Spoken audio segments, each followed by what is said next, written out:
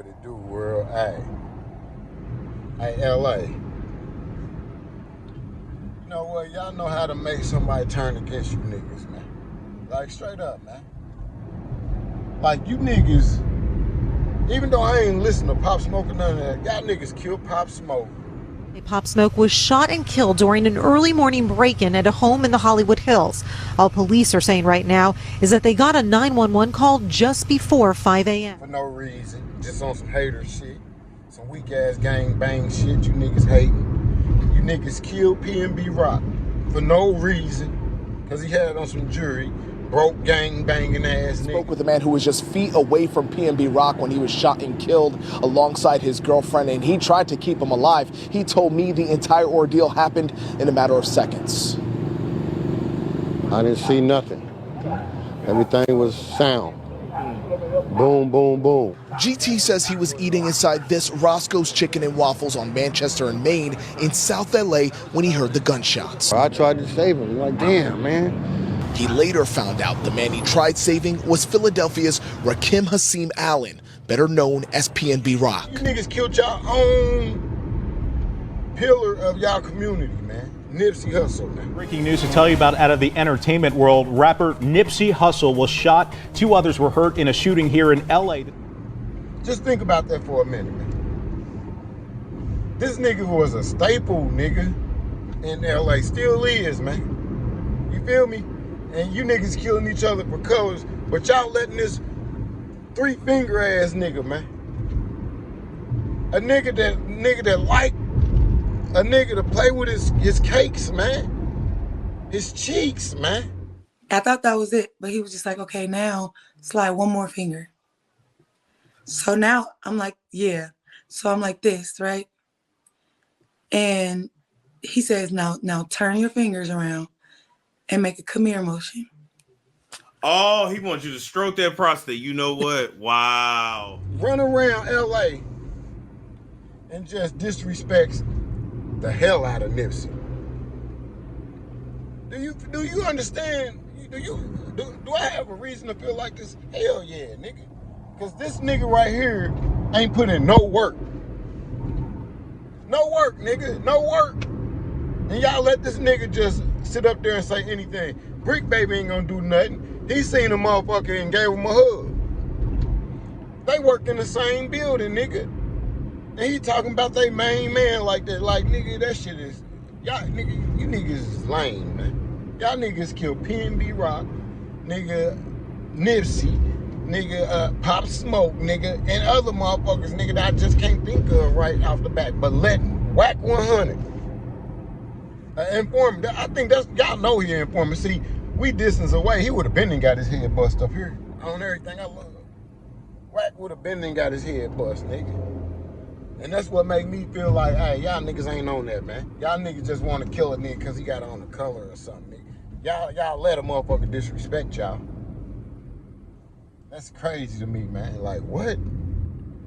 This nigga said he got sex tape of Nipsey Hussle, all type of crazy shit. And y'all niggas, this nigga still got all his teeth in his mouth. This nigga ain't been filled up with holes yet. Yeah, man, ain't no way, man. That's why I wish a motherfucker would. That's why I keep this 5.7 right here. While and a motherfucker even think about it, nigga, I'ma knock they thought out, nigga. On everything. Like, nigga, you ain't about to play with no motherfucker like that. I know. Man, come on, man. But it is what it is, man. Leave your comments, man. Subscribe to the channel, man. It's true.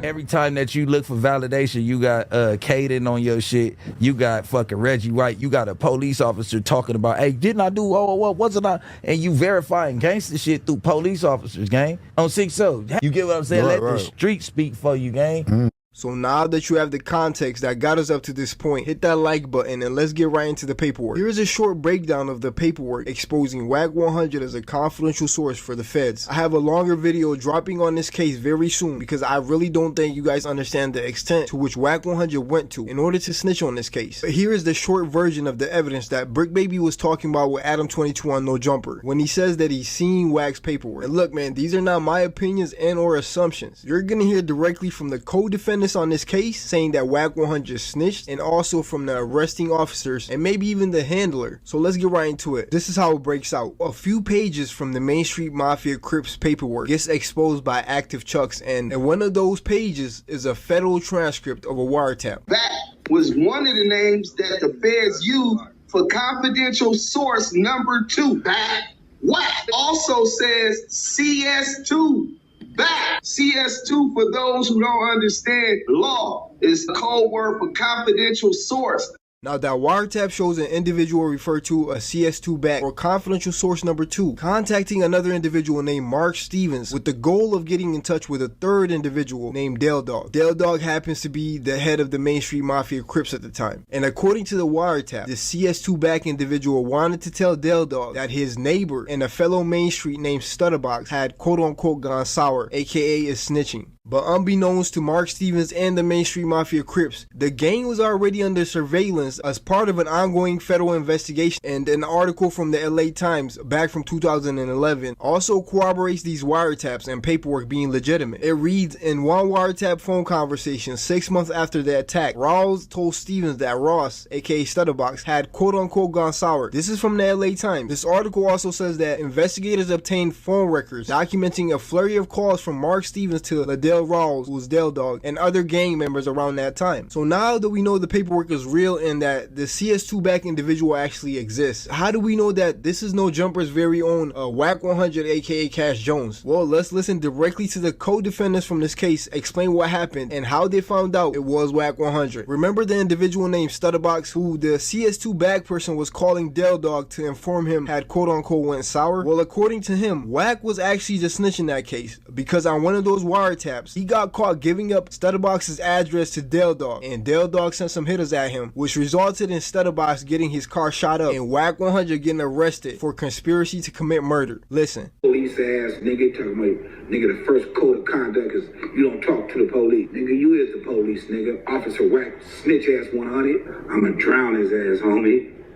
On Main Street, I'm a drown cook. I decided to let this buster ass nigga know I know what he did, right? He reaching out, trying to contact the nigga who supposed to be the boogeyman. I know where the nigga live at, behind my back. It's in the paperwork. All on wiretap. That's why your house got ready, you bitch ass nigga. You conspiracy to commit murder, nigga. You buster ass nigga. On Main Street. His house got raided because he was on the wiretap. What actually did you hear of WackO 100 that the feds had, but haven't charged him for conspiring to murder? He allegedly gave Dog my address, homie. And I told you that they was in front of my house, so somebody gave him the address. If I get killed, whoever gave him the address gonna get conspiracy to murder. But if I don't get killed, they can get conspiracy to attempted murder because they shot up my Rolls Royce, put 17 holes in my Rolls Royce. Not only is Stutterbox saying that in this video, but also in other interviews. But he actually tells WackO 100 the same fact to his face on a recorded phone call. And of course, WackO 100 is the one that recorded this phone call. Let's play Stutterbox talking to Wack. This is what I'm trying to figure out, though, Box. Help me understand this, because me and you both know that whole case was your thing. What is Mark saying I had to do with the case, bro? Wack, listen, in the paperwork, it said you tried to call Dog, remember? That was your play. I had nothing to do with it. I was a victim. They said when Dog called you, his phone was hit. That's how they got on your line. No. And you play. That's what they say, what? No.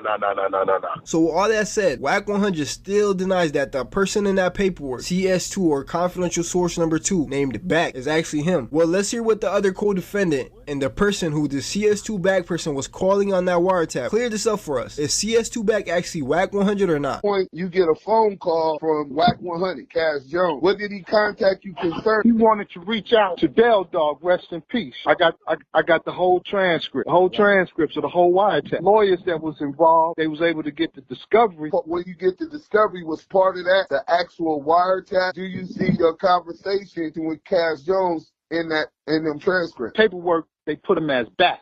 B-A-C-K. I kept asking the lawyer, like, who the fuck is, I ain't talked to no Back. And they said, nah, that's Wack. But they put him as Back because he a blood. Was this Back also referred as confidential source number 2? Yes, sir.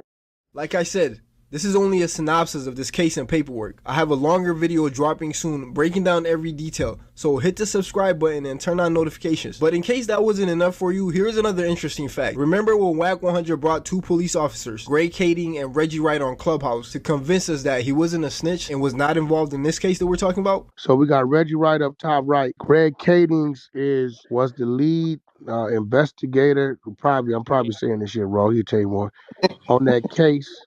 To where, well, fuck it, Greg. Tell them who you are. That's funny. So yeah, I was a cop in LA. Even though this case was handled by the LA Sheriff's 77 Division Office and Kading or Reggie Wright had nothing to do with it, here is Greg Kading telling us half-truth about how the case played out. I always wondered about this, your connection with WAC 100, aka Cash Jones. That guy, Mark, knew the shot caller, the head guy for the gang that Stutterbox was associating with, which was the Main Street Crips. And his name was Del Dog. He tells us there's this guy named Cash Jones, who's a big dope dealer for Suge Knight. He's a truck driver. So we're like, oh shit, okay, well, that's interesting. We go and start investigating Cash Jones, and it becomes very, very clear he's not doing anything other than working his ass off. He's certainly not dealing any dope. Stutterbox is just feeding us his bullshit. In fact, Stutterbox goes so far as to tell us, hey man, this dude's house is loaded with weapons. It's like Beirut in there, you know. He's got all kinds of illegal weapons. So we do a search warrant at the house. Of course, we don't come up with shit. Remember, this guy is from the LAPD and has nothing to do with this Main Street Mafia Crip case or paperwork that we're speaking about. Cash Jones was never arrested. We'd never arrested Cash Jones. Oh, the police officer, the same one WAC 100 was able to get to come defend him on Clubhouse, who is obviously running the same playbook as WAC 100 when it comes to this specific case. He's telling us that, yes, WAC 100 got raided, got caught on a wiretap, but was never arrested. And in fact, WAC is innocent in that Stutterbox are just feeding them quote-unquote bullshit. But here is one problem with WAC and his cop buddies' narrative about WAC 100 never being arrested in this case. Well, first of all, there were no arrests made other than Cash Jones,